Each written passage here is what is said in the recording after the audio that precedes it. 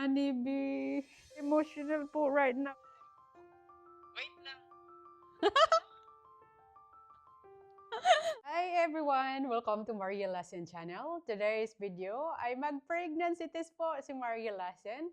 So yes, in the last few weeks po, napapansin niyo po talaga napaka-slow po yung uploading ko.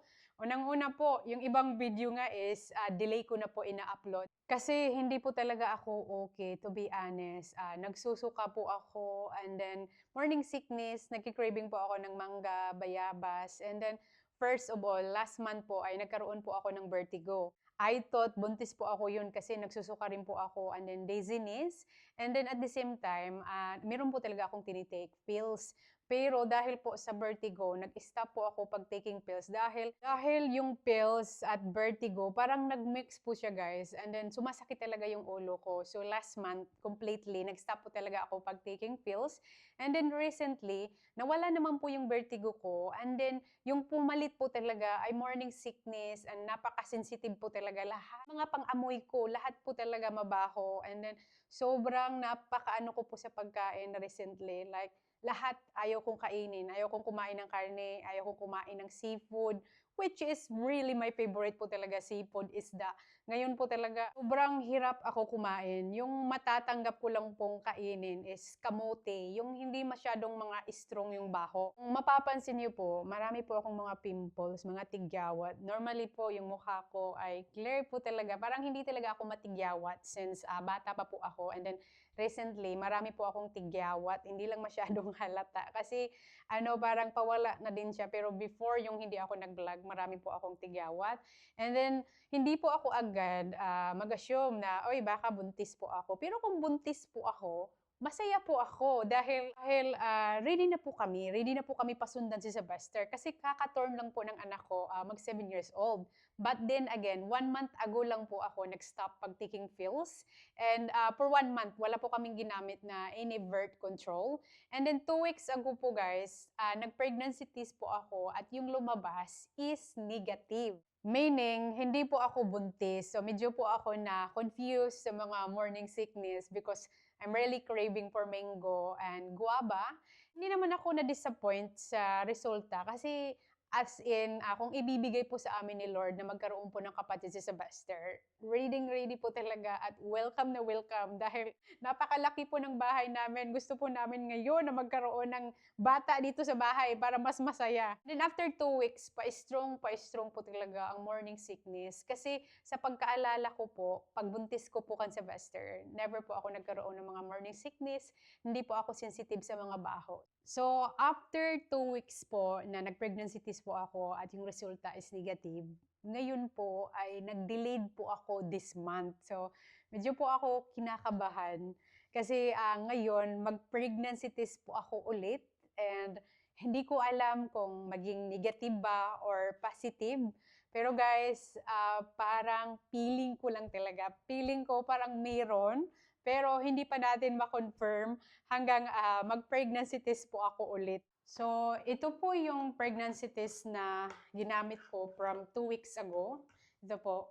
So, if it's plus, it means you're pregnant. Kita niyo po, luma na siya. Makikita niyo po, wala po siyang plus. As in, negative po talaga siya. So, pag negative, hindi po siya plus. And this is over 99% accurate po siya. So, bumili po si David ng bago. Kasi sabi ko kang Dave, gusto ko yung bilhin mo na, yung parang may traditional talaga na makita natin 2 lines.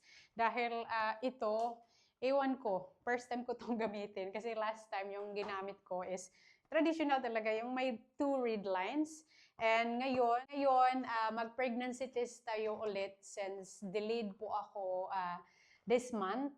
Actually, from before, nung nag-taking po ako ng pills, may mga delayed din po ako yon. And hindi natin alam, baka delayed po ito by cause of taking pills na suddenly nag-stop. And ngayon, malalaman na po natin. Papo tayo ng isa. That's what?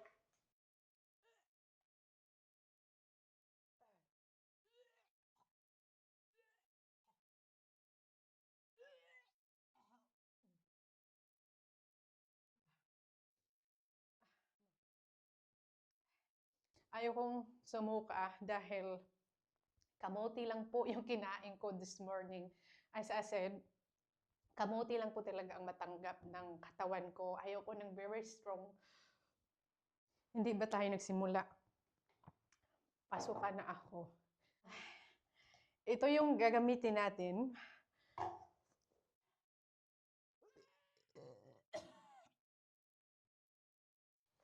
Ouch, my tummy.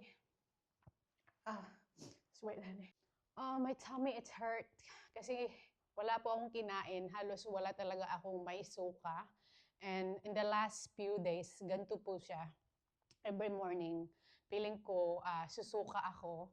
Then, ko rin pino-force yung sarili ko na kakain ako, guys. Kasi nga, yung feeling ko, pag kakain ako, isusuka ko lang naman. And maya-maya is mag-pregnancy test po tayo dahil pinipigilan ko yung sarili ko sumuka. Dahil sumasakit yung tiyan ko. And sa wakas, medyo nag-settle down po yung tiyan ko. Dahil ang sakit po kanina. So, ito na. Excited na po ako sa resulta. Alam niyo na po yung sinasabi ko na may mga morning sickness po ako. Yan po talaga ang nararamdaman ko. And hindi pa naman po ako nagpa-check up sa doktor. Kasi parang gusto ko din malaman first sa sarili ko kung buntis ba ako or hindi. And malalaman na talaga natin.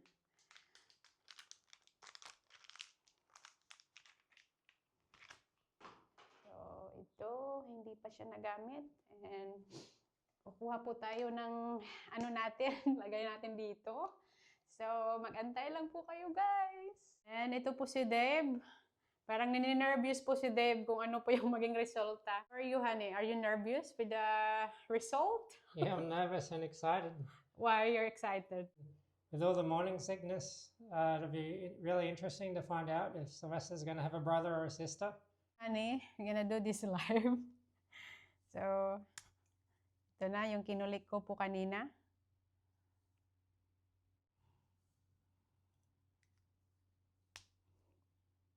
Tingnan lang po natin. Kayo po yung una makakita.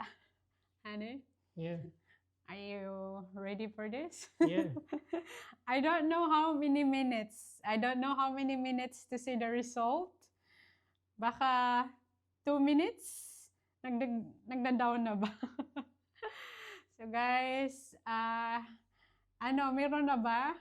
Not sure if it's already starting. Honey, you think? I hope so. So, oh my gosh. Di ko alam kung makikita niyo agad. Pwede ko na ba tingnan? Oh my gosh. Di ko alam kung makikita niyo agad. Pwede ko na ba tingnan? Pwede ko na ba tingnan? So, hindi ko alam kung ilang minuto po siya. And I believe, makikita nyo na po ba yung resulta? Negative, positive. So, tingnan ko na po dahil the last time is negative po yun. Tingnan po natin. Honeybee! It's positive! Pregnant! It's amazing. Magkakapatid na si Sylvester. Grabe. I'm very emotional right now. Na-confirm, buntis po ako. And thank you, Lord.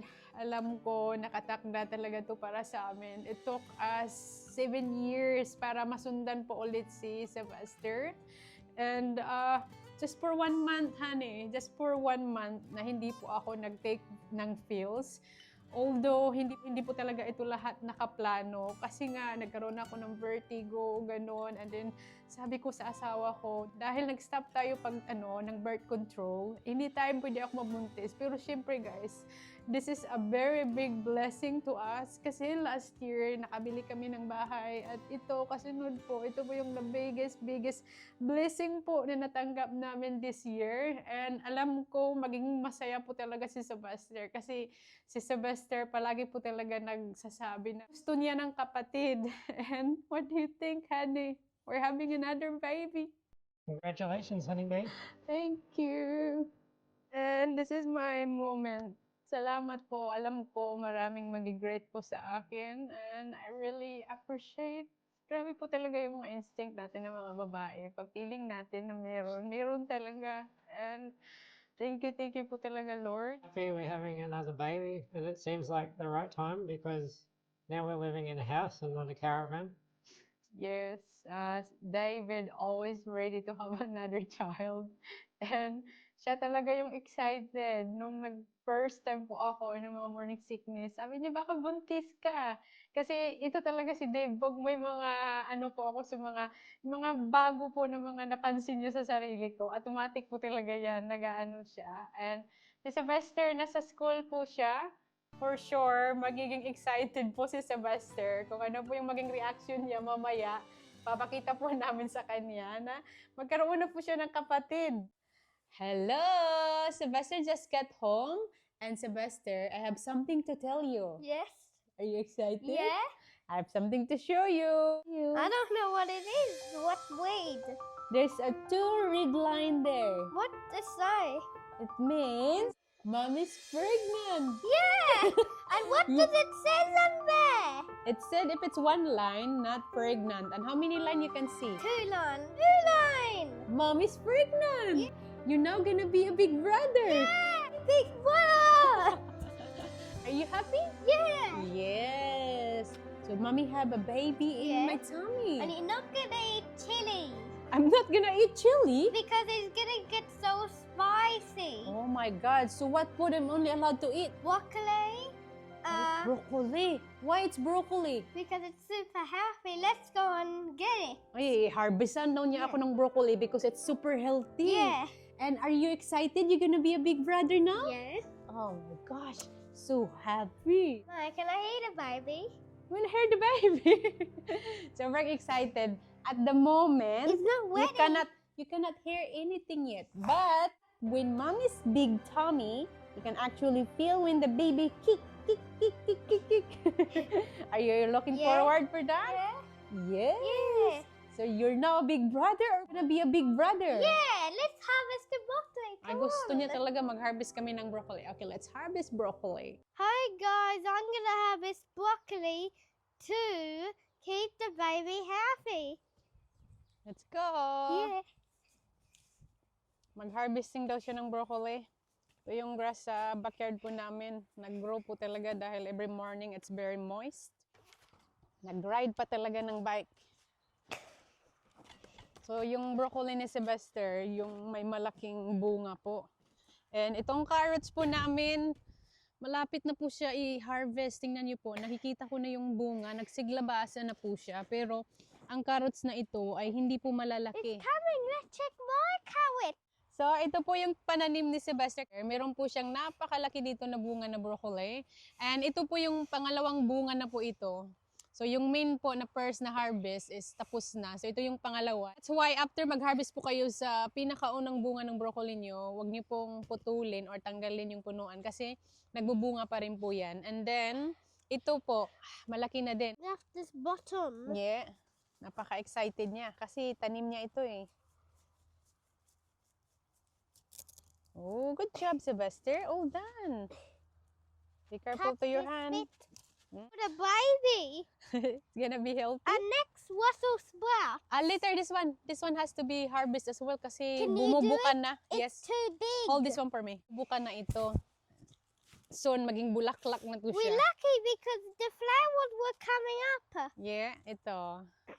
Bumubuka siya pag masubraan po siya na hindi mo agad ma-harvest. But of course, it's still edible and really fresh. The last veggie is the healthiest thing in my garden. I think this one is also ready. Magbubukas na din ito soon. Actually, can we harvest the last one? Yeah. Brussels sprout. Maraming Russell sprout dito si Sylvester. Okay, you can harvest your Russell sprout. Look How do you here. harvest that? Show to daddy. Pananim po to ni Sylvester. You can help me pick. Never ko pa to natikman actually. Ang daming bunga. Salat. It's the season. It's ready in winter. Yeah. Ang dami pala. So, can you harvest, Sylvester? Help more. Ang daming bunga sa isa. Dami, oh. Tingnan mo. Actually, the very top. Yeah. That's the big one. Good job. I'm Keep gonna- harvesting, Sylvester. I'm gonna leave the other ones. Ito yung na-harvest niya. I heard napaka-strong yung flavor na ito. You have to wash them first. Yes, definitely. I can't believe how sobrang dami ng bunga niya, oh. I planted one because it's gonna take ages. Yeah, he only planted one. Pero sobrang dami ng bunga. Ito yung broccoli. Tingnan niyo kung gaano ka-high quality. Masarap to.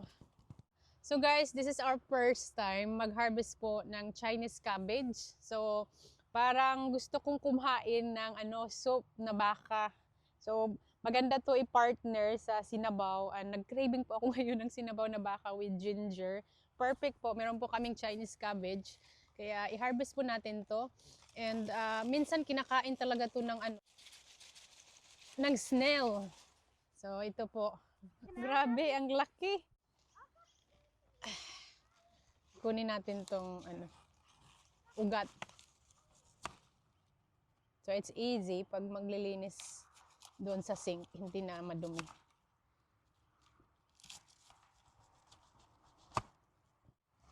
Ito, makapagluto na po ako ng sinabaw tonight. Kapartner po ang broccoli. What do you want, Sebastian? Mag-harvest daw siya ng carrots. Actually, there's more. Oh. Hindi ko alam kung ready na yung carrots mo dito. Oh my God, it's so tiny. Look how It's so tiny. It's not ready. Baby carrots. They're baby carrots. Kasi si Sylvester, kung ano po yung itatanim ko, gumagaya talaga yan siya. Gusto niya kung anong meron pa akong pananim. Gusto niya na meron din siya. Just leave that, Sylvester. Hindi yan masyadong healthy. Carrots dito ni Sylvester, hindi masyadong gaano kataba kumpara po doon sa tinanim ko. Maraming parsley, masarap din po itong i-partner sa sinabaw na baka tonight. Tapos, ito po, yung celery po namin, matagal pala to lumaki. Masarap din po to ilagay sa mga sinabaw, pero maliit pa po siya.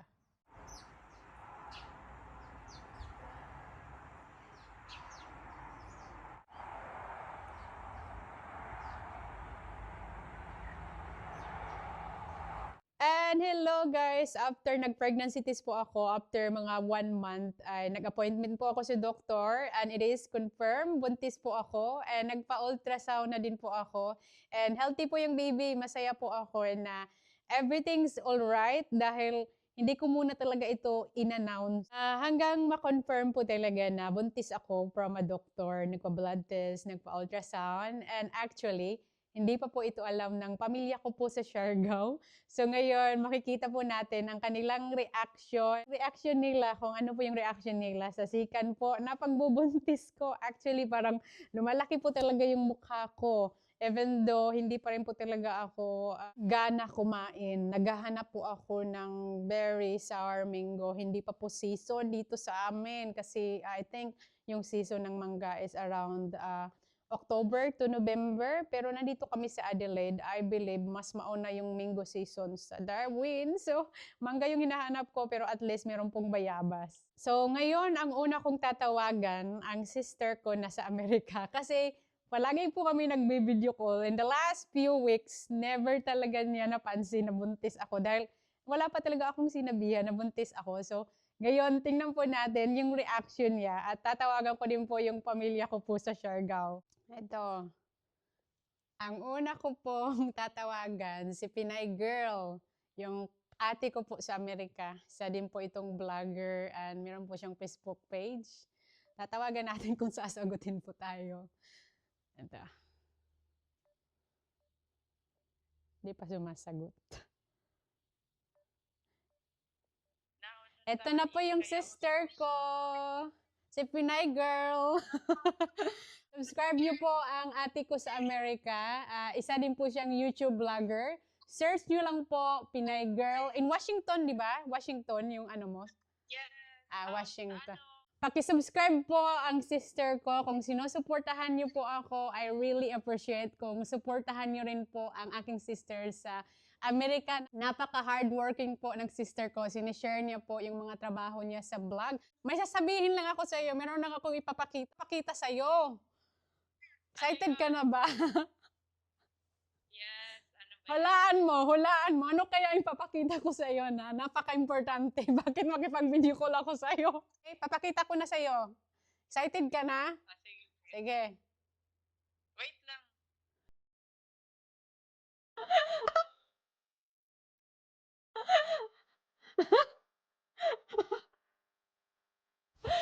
Buntis ako, sis.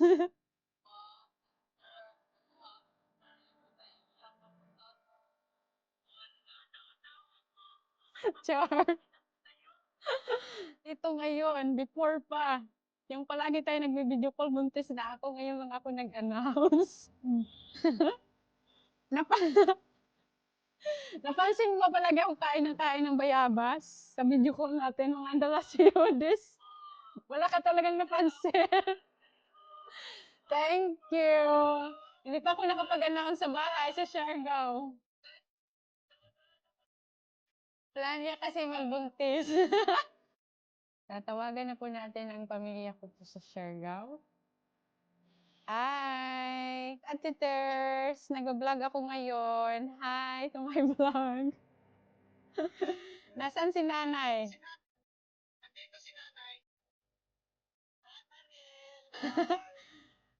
Mo si tatay. Hi, tay! Asa si tatay? Oh, nag-vlog ako ngayon. Kaya ito po yung family ko po sa Siargao. May ipapakita lang din ako sa inyo. Magtingin kayo, ha? Nilapit na ni Dede yung camera ko. Meron lang ako ipapakita. Tingnan niyo, ha? Ito.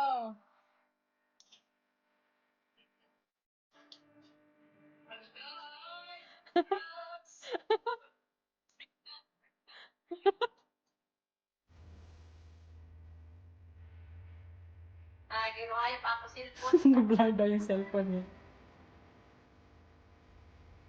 Ala, wow, congrats. Uy, grabe. Kabdos. Ay, grabe sana. Oh, may kapatid na si Sylvester.